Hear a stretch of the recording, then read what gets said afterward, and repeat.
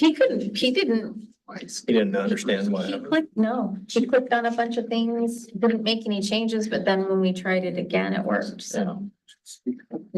Technology. Just one of those mystery things. He didn't understand what happened. No, he clicked on a bunch of things, didn't make any changes. Oh, great. City Hall. I don't have extra sound. Yes. So we, I forgot about the 30-second buffer. let's see what else.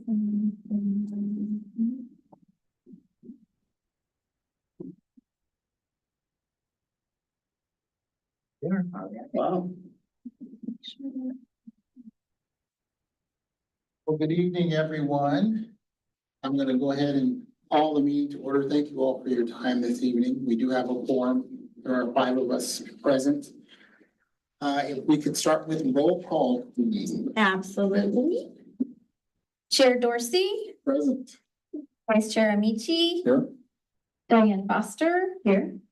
Randy Morton is absent this evening. Lawrence O'Keefe. Here. Mike Schultz is absent this evening. Amanda Van Arken is absent. Chris West. Present. And Lori Zwingli is absent this evening as well. Thank you. Thank you. Everyone got a chance to look over the meeting minutes? Yep. Okay, if so, a motion. I move that we approve the June and July meeting minutes. Yes. Second. All right, we have a motion. It's been seconded to approve the meeting minutes as presented. All in favor, say aye. Aye. All opposed, same sign. To look over the meeting minutes. All right, if so, those meeting minutes will be in as written, and I'll get that signed and over to you for our records. Thank you all for that. All right. Citizen comments. No. No citizen comments this evening. Wonderful. Board member announcements. Let us start with Larry down here. I'll turn up. No new announcements, everything's fine, Diane. doing very well. I don't think anything new for me. All right. The only thing I wanted to bring up is I was out of town last week and didn't get to participate in National Night Out here, unfortunately. But we enjoyed ourselves. We were floating to the chutes and swimming in the swimming pool, so it was a nice trade-off for me. But tomorrow, there's movies in the park at Stella Olson. Yes. They're gonna show the new Wonka movie. So it's kind of one of the second to last weekend before school starts up again. So I'm grabbing my kids and we're heading there tomorrow night. So if that wasn't advertised and people aren't aware about it, know that that's happening. And I think there's also a movie the following weekend as well. So 2 more chances to run out and do something in public with your community. Yeah, those are always a lot of fun. And Chris. My family went to National Night Out. I had a meeting and they brought home stickers Yep. and were wet. All those fun things that happen at that. I do have something to share. Many of us may be on LinkedIn. And years ago, I posted that I was on the police advisory board on LinkedIn. And every once in a while, I get weird inquiries and messages and emails involving police stuff. And I can only figure that it comes because somebody's mining data from LinkedIn. But this week, I got a bunch of job referrals that were police related. And I just would like to share some of those. Business manager, Tiger PD. That was a pretty good paying job, by the way. US Secret Service in Salem and Portland, those, a job with Pinkerton. It wasn't that good though. Amtrak Police Service. And then Hillsborough was looking for entry-level police officers. So but those all came in via LinkedIn into my personal and my business email. So I thought that was interesting. Yeah. I never get anything. And that's all I got. Thank you all. As for myself, I was at National Night Out. I showed up a little later and I like to either show up early if I can, help set up, or show up later so that I can help take down. So this time I got to help take down, and that was a lot of fun. I was gonna ask about, I know we've got a lot of work being done on the roads, just seeing if we've seen an uptick in any ticketing around speeding through construction zones. I mean, they're all over the place. We're on my route home. I don't know if there's an uptick. I mean, we try to, I mean, it's there again, it's really challenging to enforce because as you know, it's challenging to even drive it. Yeah. You don't know from day to day what lane you're supposed to be in. And then to have the officers sit someplace where they can get in and out. I do know that Officer Pierce does spend quite a bit of time between Roy Rogers, actually, so does Chad. In the 25-mile-an-hour zone out here and then on 12th and Sherwood as much as they can, but I can't definitively say that we've written more than normal, but just as you know, just our presence is always a big deal. People always slow down and hopefully at least through the construction zone. And then again, the time frame of when that all opens up and our traffic lights, our red light cameras go back into play, you know, hopefully within the year. Greg would probably have a better idea. It, you know, it's like a moving target for us, but hopefully that comes back online. But that's a roundabout way to say I'm not sure. Other than I just know they're out there and they're active because I see them. They make me slow down. I mean, I like to see them. I'm like, I can check my speed. I don't want them to say anything to me. I was thankful to see my neighborhood the other day at Pinehurst and Sunset at four-way stop in the park there. And he was sitting right there, but he's under a tree and he wasn't very visible until I think if somebody was to just like run the light, yeah, he would. So I appreciate that. That was awesome. Oh, good. Yeah, that's a very rough one. That's when my kids were. in an That's accident. where we live too, yeah, and they were in an accident there. Yeah. Well, thank you for that. I have, sorry, one random thing, because is this week I forgot, so I've only seen the videos. I usually travel there a lot, but the PDX airport opened their big new area this week, and there's lots of videos on social media, and it looks so cool. And just to like, watch the videos to get the information about where all that wood was sourced from and where all the new vendors and restaurants are coming from. And in Port of Portland fashion, that used to be a client of mine, but in Port of Portland fashion, they still, they don't charge more for any of the food or retail shops at the Port of Portland than they do in the city. That's always been their stance, and they've still stuck with that. So they were excited to announce that on a lot of their videos. And there's a lot of really cool videos about what it looks like. So I'm excited to see it. I did not know that. Yeah, me too, now that you say it. Yeah. Yeah, that's been one of their sort of core values for a long time, to charge the same at the airport as you do anywhere in the city. Now I have to go somewhere. I think I get to pick somebody up from the airport next month. So that'd be Well, you can go in and meet them. There's a bunch of stuff outside of security now. I know. It's a big deal. Yeah, But it looks beautiful. it does. It looks so cool. I'm gonna have to go look. Yeah. We're gonna go on to business. And we can go ahead and jump right into our August policy, but I do want to, we've already made introductions. I think, I don't know if we made them for recording, but, if you would like to make an introduction. I can, yeah. just to have an- Our special guest tonight is City Manager Craig Sheldon. Thank you. I'm trying to get to every board and commission meeting in the next few weeks.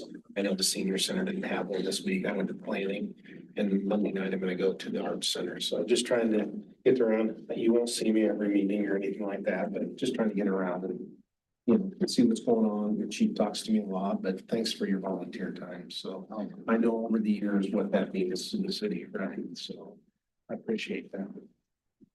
So, yeah, all of us are citizens, but also volunteers, which means we're concerned enough to want to do something about it instead of just talk about it.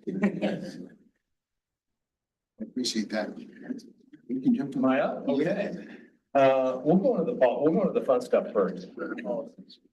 So I'm just piggybacking on a couple from was it last month we did it? And then I'm gonna combine it and get it all in front of city council, but in front of you is the vehicle tow and the missing persons. I don't know if you had a chance to look at them. Nothing earth shattering in any of them. So I guess in 502 vehicle towing, it's our practice as it is already on page 2, in the blue, the impoundment and the reason when we impound vehicles from like suspended drivers or uninsured. We haven't towed for years and years and years. We used to just tow regardless. Whether it was in a parking lot, private area, we would tow it if they were suspended, DUI. I mean, all those things that we could tow for. And now it's probably been a handful of years now that we've actually adopted this paragraph where, if they pull into a safe area, the vehicle's safe, we won't tow it. It has to be, I think what they say is, has to be a hazard, obstruction, or a risk. So that's typically outside of the roads. Now, I say that, and people have learned that now. So they wait and they drive. They know they're suspended. They know that they have warrants. They know that if they stop when we light them up, that their car's gonna get towed. So they go, they find a Target lot, a Walmart lot, anywhere where doesn't matter, just a parking lot, and they know we can't tow the vehicle. So on the law enforcement side, it's kind of frustrating because we turn around, we write them a ticket and they have access to their vehicle and there's not a lot we can do about it. So our teeth are a little dull in that area, but it's just what it is. So this particular paragraph just captures our business that we've been doing for years. What if the property owner asks you to tow? Is that a situation where you could? Funny you say that because we were just talking about that. Yes, they can, so we can ask for tow on their behalf. They're still on the hook for the bill. Okay. So that's where it gets, obviously that can be costly. You mean The property owner. yeah, that's, So retail owner says, hey, tow the car. Well, we're unhappy to order the tow, but the bill will go to them. If we towed it, we pay it. So that's why we don't do it. If the PD tows, do you then assign the bill to the person who's arrested as part of their court fees and so on, or we just absorb that cost? If we tow it under 809-720, so it's a hazard, it's on the driver. Mhm. So they have to simply, they come here if it's like a suspended driver or a DUI or something, they have to come here and have the vehicle released from us. And then they take this little slip to the impound yard and they show it there and then they can pay all the fees to get the car out. Okay. So it's on them. Now, what's on us is if we tow it for like evidence, we tow it because it's used in a crime or those kind of things, and we need to hold it either in our Sally Port or out in Washington County, then we're on the hook for the bill. But that doesn't happen very often. Maybe once or twice a year, we have to do something like that, but so yeah, so that's what that one was. Yes. Would we be able to move the vehicle if it's No. considerably? Nope. No. Good idea, but we can't. Just, so like I said, it is a bit frustrating, because it allows people to just turn around. And in light of, the challenge that we have here, and it's, probably statewide, nationwide, is just jail capacity. So it's difficult to take somebody to jail nowadays. We arrest them for misdemeanor suspended. Although it's a crime, the jail may not take them, so we give them a citation and we've left them to get back to their car and go. So it's, like I said, it can be frustrating because they're gonna be out there driving again. And they know it. It's kind of like cat and mouse, unfortunately. Any other questions on our towing policy? I do have a separate question that came up today in Tiger. And we've had some posts that you guys have done and they've been picked up around the state dealing with, I'm gonna call them beggars on the road, solicitors, you know. And there's one that just cracks me up that I've taken pictures of and posted that from time to time is on 99 and Durham in the left-hand turn lane. And even has a Venmo on the sign, you know, and I'm going, what the heck? Oh, yeah. And so I asked a Tiger today, and they said on 99, it's state troopers. That's what I was told. To get them off of there, but on the other city streets, it's the city PD. And I just wondered how you guys, because we had the posts about those scams, how does Sherwood deal with that stuff? Well, so I think the ones you're talking about, the ones that were wearing the vest here recently and talking about they needed the money for Maybe. the operation. Right. Yeah, the Venmo this and that. That was the one in Sherwood, but the ones, it's just family, homeless family needs money, and I'm looking at their clothes and the kid's sitting there on a phone, you know, and I'm just going, yeah, right, but anyway. So on the corners, we don't move them along necessarily unless they're obstructing the sidewalk. I mean, they know the game and how to play it. I mean, if they're gonna obstruct it, especially for ADA, if we can force them to move because they're taking up 4 of the 5 feet of that sidewalk, then we can do that. The ones that sit out on the little center median strip there, in my opinion, I think it's a hazard. I think it's a safety risk and, you know, we would go after them to just ask them to leave the center median. I mean, and ask them to stop doing what they're doing necessarily, but at least out of the middle of the road. You see that all the time, those people that walk up and down in the middle of the roads. There again, in my opinion, I think it's a safety risk. And so I'm willing to, you know, take that on and say, we're gonna move them. And you would, if somebody was walking in the median in the left-hand turn on 99 versus on Roy Rogers? Cause that was what Trying to get was this very straight. discussed today in Tiger was, cause the first one I saw, they were on the median on 99 on the left-hand turn, you know, and walking back and forth. And other times I've had people on Durham at that intersection walking up and down while you're captured, trying to get you to give them money and stuff like that. So you guys can deal with speeding and stuff on 99, right? Yep, yeah, I'm not quite sure what they mean by that. I just know what I would try and do. I mean, there again, I don't think anybody has a right to be walking up and down the middle of a highway. I would argue that, and I mean, I may lose, but I'm at least going to get them off the road temporarily. There again, I can't make them stop doing what they're doing unless there are other avenues for us to legally do it, but we don't see it a ton, thankfully, here. Obviously, I mean, we get them popping up and occasionally that group. I remember when I first saw them, I'm like, what's going on? They're all in vests, they're all holding a sign. I was like, what? At first I thought it was like you know, you get the car wash or, you know, the kids or the baseball. Firefighters. Yeah, I was like, yeah. I wasn't gonna throw the firefighters under the bus. You know? Maybe they should have. They should do it with a boot. So that'd be interesting.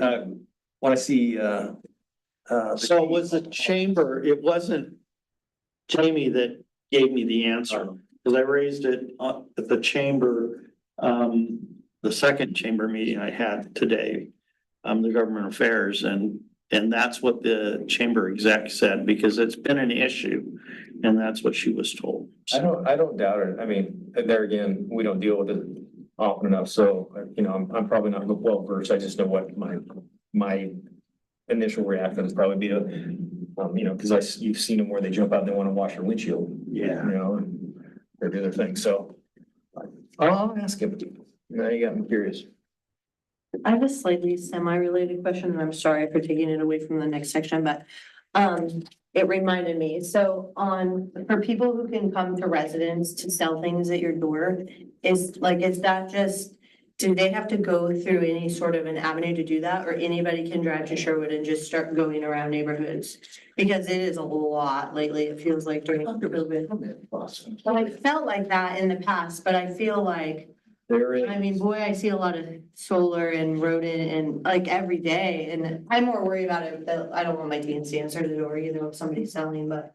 So yes and no is the answer. There are some circumstances where you don't need a permit, and Craig probably knows a little bit more than I specifically. I can't remember if it's, I can't remember what the language is, if your business already established, come into the city without a permit and do it, or like roofers and landscapers and. There's certain code language that Yeah. can do it through the business license. Yeah, What if they have a Sherwood business license? Or any business? I think it's so they don't have to have the business license, if I understand it, here in Sherwood, let's say they're a Tiger licensed landscaper. I'd be tied to their metro license too. I'm not certain if that plays a role in it or not. Of course, you throw us a curveball. I mean, I know, no, I don't know that for certain. I don't know. I remember we looked into it. I know there's specific things that some businesses have to have the license, and I can't remember what that threshold is and what that means, and then there's others. I always remember the local business, I shouldn't say local businesses, but like the ones that provide services in a metro area, like landscapers and roofers, and some of those, they kind of go all over the place. I don't think they necessarily have to have that license. Most of the time, they're the ones that aren't knocking on your door. They're the ones that are sticking the. It does seem like a lot of roofers, solar, rodent, it just seems like just this Windows. massive uptick. Like really coming to all the neighborhoods all at the same time, so I was just kind of curious, because it's hard to, I guess, know how to turn it away. I of course answer the door, because I'm like, that's somebody's child, I'll let them do their spiel, and then I'll say no, thank you. But my husband, of course, is like, just don't answer the door, and I'm more fear for it, like, not fear for it, but, you know, when the kids are home, like, I don't want them to. You have a ring? We do, and it's just a lot, yeah, I just can't believe how often it is, it's a lot. Yes, I see it on our cameras quite a bit. Where, Yeah, anytime I see anybody holding anything, I'm like, you know, I'm not gonna answer. yeah, don't answer it, yeah. And we have a sign that is just a courtesy sign for them to be courteous and follow. No soliciting unless you're a kid. We have that as well, but clearly, I just have gotten the habit of asking, do you have a city permit to be going door to door? That's what I do. And usually I know more than they may know. And the ones that have it, then I'll say, well, you're not a kid, and, you know, or if it's something like solar stuff. Oh, since my son's a union electrician, I'll say, are you union? Well, not interested, yeah. I think, yeah, I'll check into it just because I can give you a much better answer than me. I don't think the metro license is tied to it. I just remember that there's some, what you said, there's Yeah. like some that can. I'm sorry, not to go completely off topic, but you were reminding me of, I was like, boy, we see people like, I mean, it's like every few days, it's a lot, and maybe because I work from home full time now, that's probably the difference. So I work from home full time now, so I like really can't get away from it. What if they ring your doorbells and you're on like a video conference call? Anyway, I just was like, it's just so much people coming to the door. We used to have a big problem where they would I shouldn't say truck in, they would bring in all these people from back east and drop them off in vans to sell magazines. I mean, just Right. infiltrate, I mean, everywhere. I haven't seen them in 2-3 years at least, maybe since COVID, but now it's kind of our big problem because they didn't have the licenses and they were like, you know, they were hitting us pretty hard and heavy. But you're right, the solar and all the other people are doing it, but I guess it makes sense because they're all tied to home services, so they're coming to people's homes. I'm just surprised how frequent it is. It's really a lot. I'll find out or at least give you the chapter of our code. I know, On her point, I was gonna bring this up anyway, and just get it back to my mind. So we're seeing a lot of pictures people are taking in the neighborhood, and, this person's going through the neighborhood, similar to what you're saying, coming to doors or, concerns that different people in the neighborhood have. They have photos. Is there a place they can send those to sort of be looked at? I mean, sometimes there's a suspicious person that may show up on some other reports with some other agency, for your benefit, but is there? We don't have maybe if I understand your question, we don't necessarily have a holding it of photos that people can send to us unless it's specifically related to a crime. So we'll and hopefully, and I see this on social media, I mean, they advocate, call us, and then they send us that. We do get anytime we ask for info, we get a lot of people sending us photos or names, so it's great. You see the creeper in the middle of the night on a Ring camera and people are like, be on the lookout for him or her or whatever, and we're obviously aware of it, but we don't necessarily hold those photos, nor does anybody send it to us unless we think that they're a link to somebody we're looking for. Thankfully, because it's always on social media somewhere, we can go snag it later if we need it. My rule of thumb is always, if something, because I have a driveway camera besides the front door, and I pick up ED cruising down the street at 2 a.m. or whenever they do. Yeah. If something's odd, it's part of my 6 a.m. routine when I get to the office, I just tag it and keep it for 3 or 4 days to hear if there was anything going on, then I can share it to whoever. But if I delete it after that period of time, because if somebody was looking for somebody, I would have heard about them. The chatter's so quick in town that. It is. We appreciate that. Sometimes they're so far ahead of us that it can be problematic because, they're going down a rabbit trail that is unnecessary. But the one thing, and this is the message that I always try to get out is don't be afraid to call us.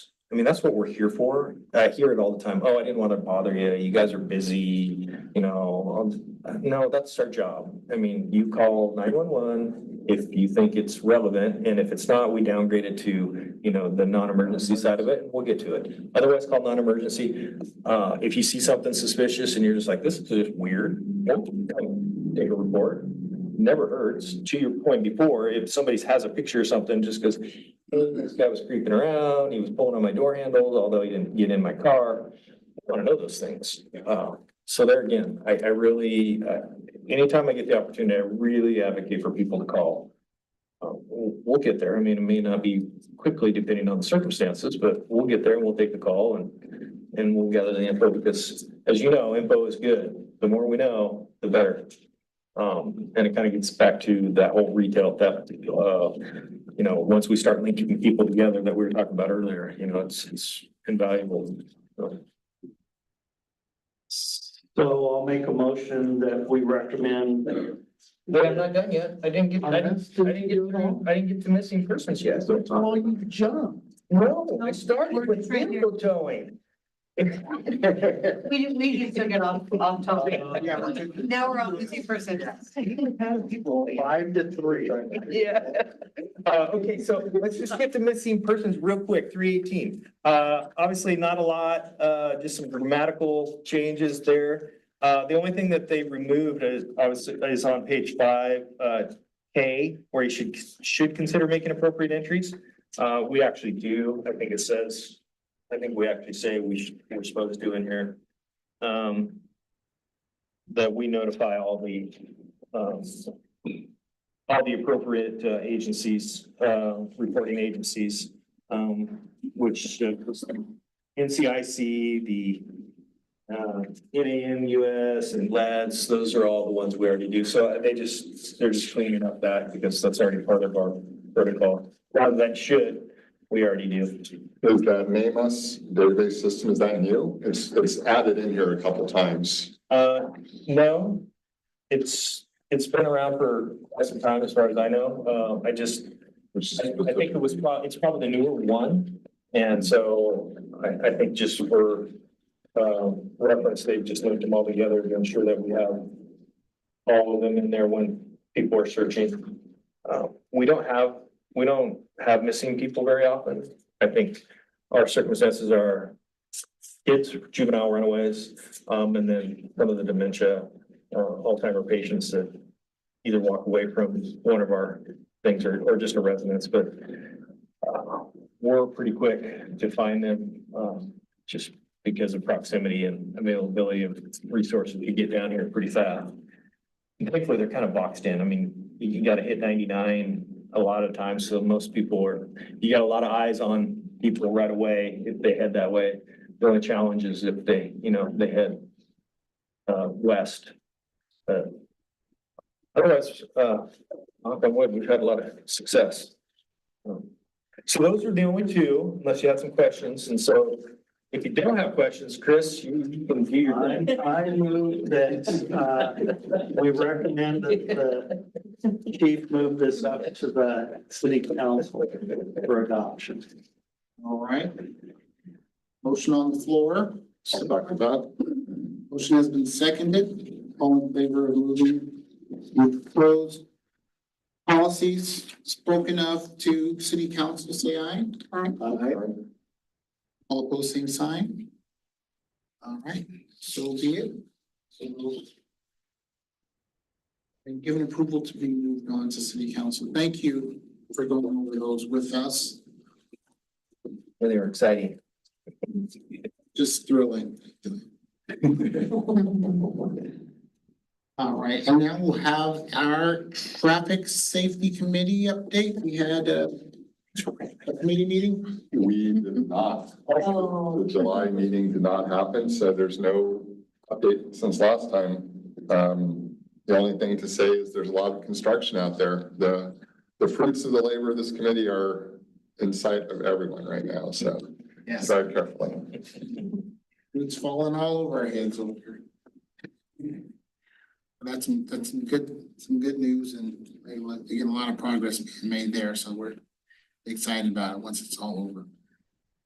Counselor news, Kim's not joining us this evening, so we don't have counselor news for this evening. Staff reports? To me, Yes, sir. nothing real exciting. Well, I shouldn't say that. So everybody knows the district attorney, Kevin Barton. So he and his office, they were awarded, and I'm gonna screw this up, I wanna say $1.25 or $1.5 million retail theft grant. Which is really exciting. So what that means is, so if you don't know our DA, he is very proactive in prosecution, and retail theft is just one of those things that is a craw in his, what's that term? Craw in your, yeah, something. He doesn't like it. Needless to say, this money is going to be, there's some cool things. They are going to pay for overtime for officers to do things to be aggressive in the retail theft arena. So we'll be able to go out there and do things. It's going to fund overtime for loss prevention officers. So retailers that can't afford to pay their loss prevention officers overtime, they'll do that. There's money in there to help small businesses, I shouldn't say small, just businesses in general, with security cameras. So people that are getting hit pretty hard, there's money in there to go in and help them. Because we know if you have cameras, we're that much farther ahead nowadays in identifying people. And so they're helping with that. The other cool thing about it is, and I mentioned it earlier, is the frustration of being able to lodge people. They have an agreement with Yamhill County now that they will be able to house people for us. So we'll pay for beds out of Yamhill County in order to lodge these people that we're arresting. So there's money going to some other things, I call them LPRs, but I'm not exactly sure if that's what they are, license plate readers. Where you can put in kind of their just cameras to just have eyes on in big retail shops and parking lots and, the capture data. I know people don't like it and think it's Big Brother sometimes, but license plates are our biggest tool for us to know where we need to start in this. But and then there again, the money's being allocated to some other things, but I think the two big things is just us being able to get out there and get after people and have a place to take them. So it's going to be exciting to be able to lodge people finally on these things. Because as you know, you may have or may not have experienced it even here in Sherwood, just watching people walk out the door full of carts or out the emergency doors and the cars waiting there and they're throwing TVs and all sorts of stuff in it. And there again, there's the challenge that I mentioned earlier is we catch them, but they're in the parking lot. We can't lodge them. So we take all the things back from them, but we give them a citation and we leave them in their car. And a whole lot of times they are not licensed drivers. And although we say don't drive, they don't listen very well. So this will be a fantastic tool for us to charge them and then lodge them. And I think that's gonna go into pretty quickly. You're gonna see cool signs. What do they say? He's got little. Illegal here or something. He's got like little signs, so they're gonna be posted all over with his name on it, like he's serious. When I say he, Kevin Barton, he's like, yep, there's gonna be no mercy. So we want to make sure the message is loud and clear that if you're gonna come here, there are gonna be consequences. And it does look like, the retailers, like some even more recently, are definitely making some changes as well in loss prevention. Like I went to Walmart today and I know that Walmart has always had people at the door. And today at the door, full on vest that says loss prevention across the back of it. Really? At the door. So interesting, just because visually, even though there's always been a person there, like now it just says loss prevention standing right at the door as you come in and out.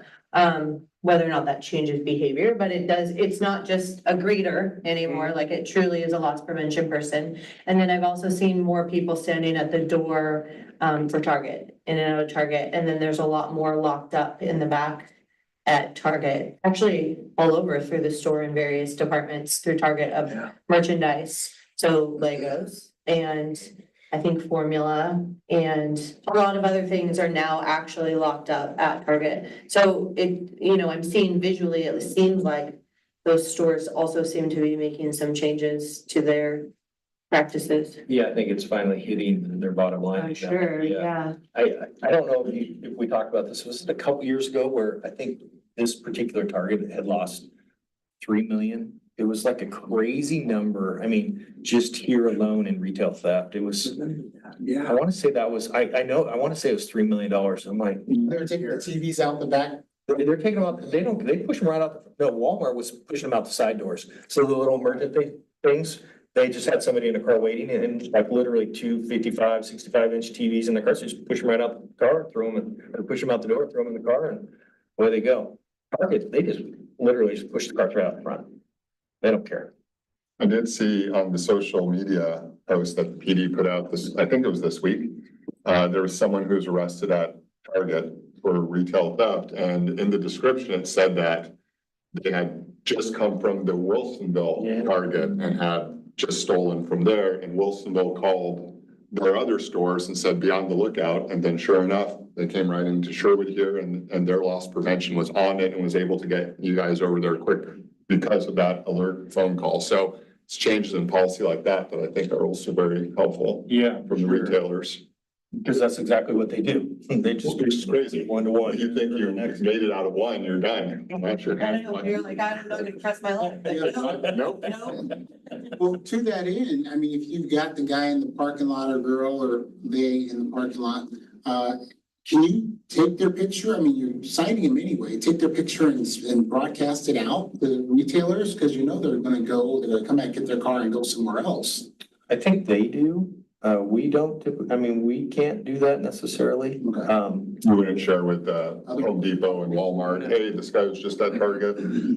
We would encourage them to do it. We gotta be careful on some of those things on what we post. because they are not convicted. They are, they are just, suspects at this point. And so. The target can be a good neighbor and call us Coles and say, Certainly, yeah, I mean, they use, a lot of times they pull a lot of they have pretty amazing surveillance. So they can pull pretty good images off of their surveillance of cars and drivers and this and that. So, yeah, I mean, I'm sure, they're good team players to your point, and they'll call the next neighbor down the street and say, hey, FYI.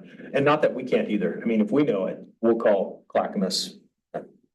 That's the Wilsonville, and say, hey, Wilsonville PD, FYI, or Tigard, or Walton. So we do spread the message that way, but we couldn't put it on social media in that sense. Yeah, I mean, I was just thinking just directly, their camera, I mean, the photos I see are always blurry from the stores, you know what I mean? They're very unclear. It's I'm weird, thinking the yeah. place you guys have both the. It is a little weird.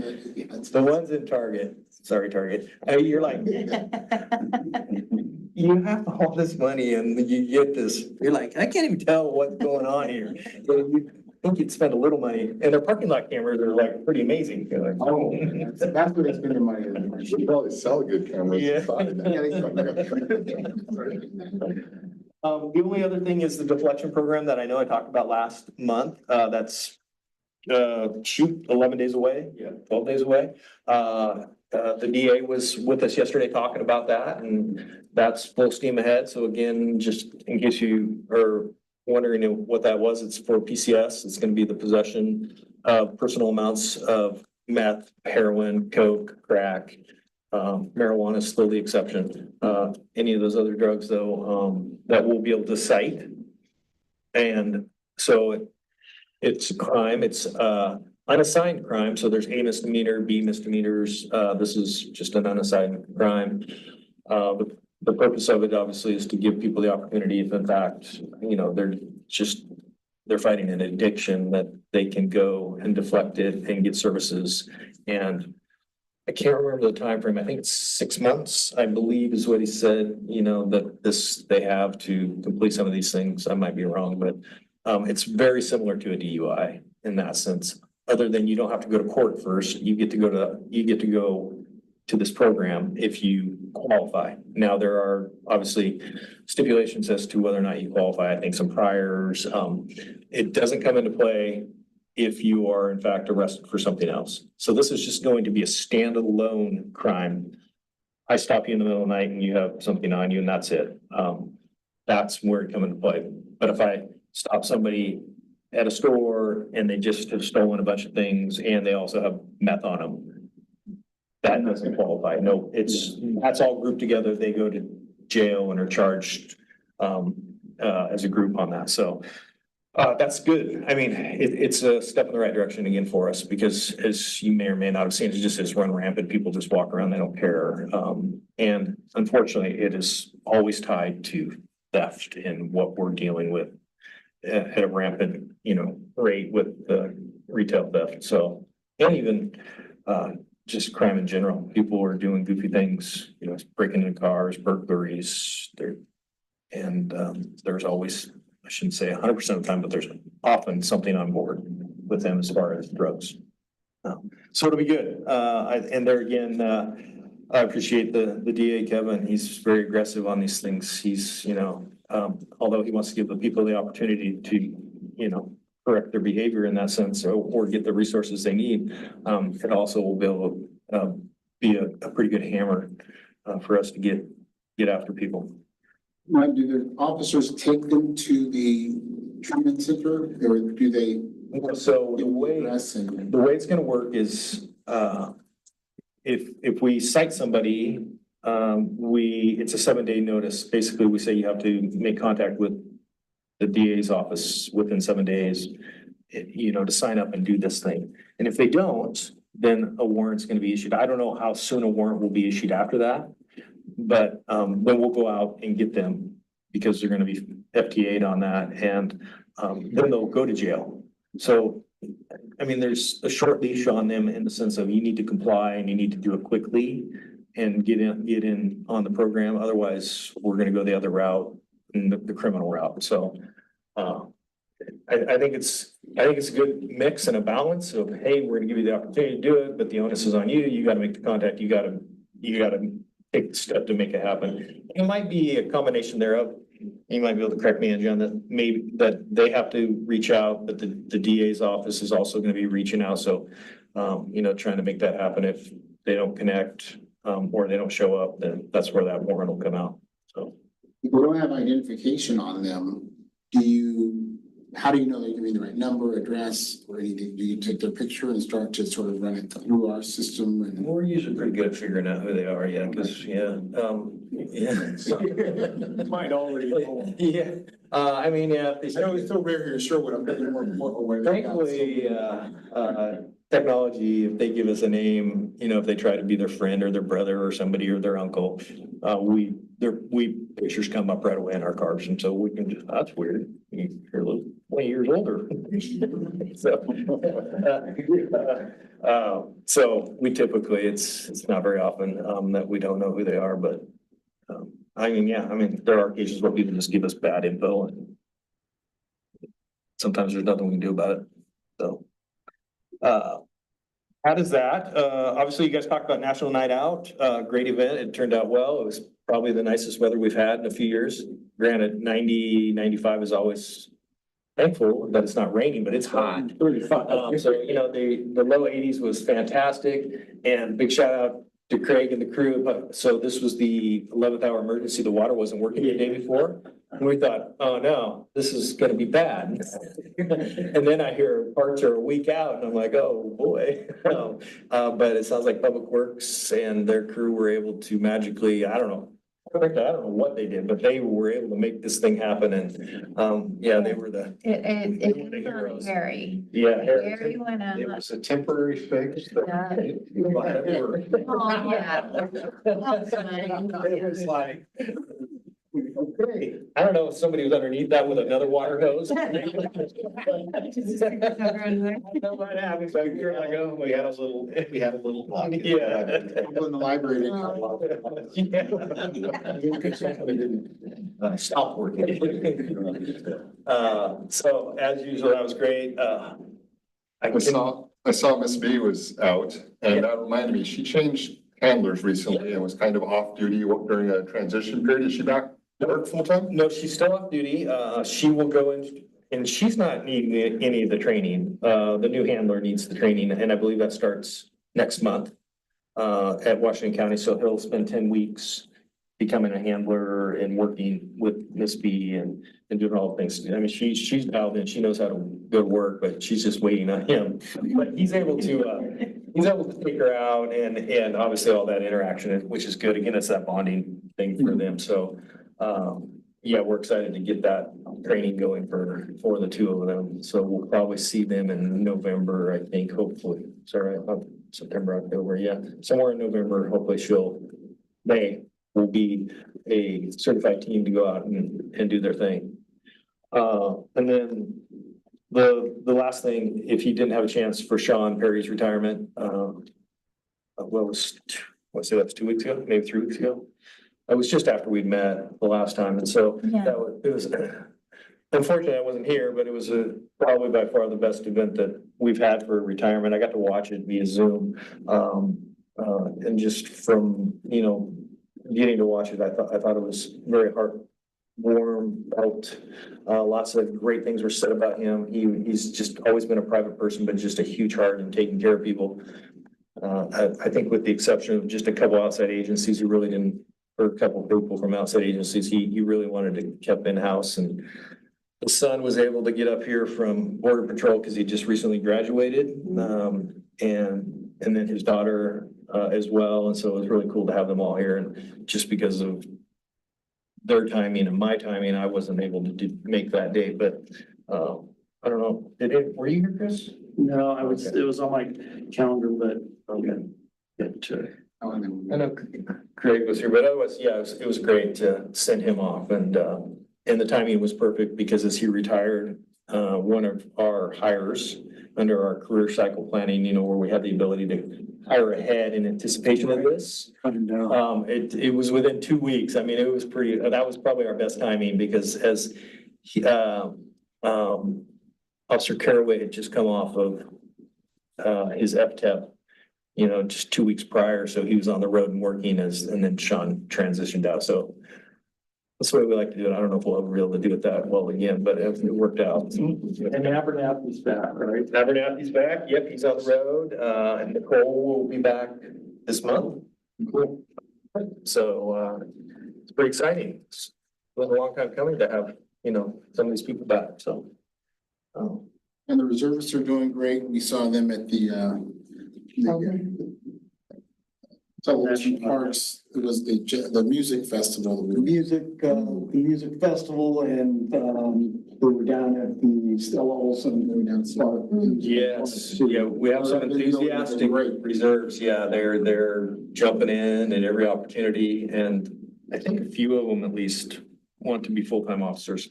Oh, Speaking of which, so we're gonna be opening that up here really soon to get another body on board, just anticipation of, we know we got some retirements coming up as well, but just trying to get ahead because as you know, and we've talked about it, it's a lengthy process. If we were to hire one of those reserves, which would be great, we're a year out.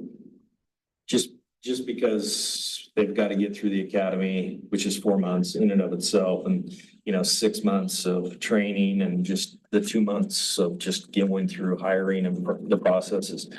So it's always long. That'd be a much shorter window with the reservists, but No, they're not a reservist. So unfortunately, although they've gone through the Reserve Academy, they still have to go through the DPSST Academy, so it's another 4 months for them. Granted, they're a leg up.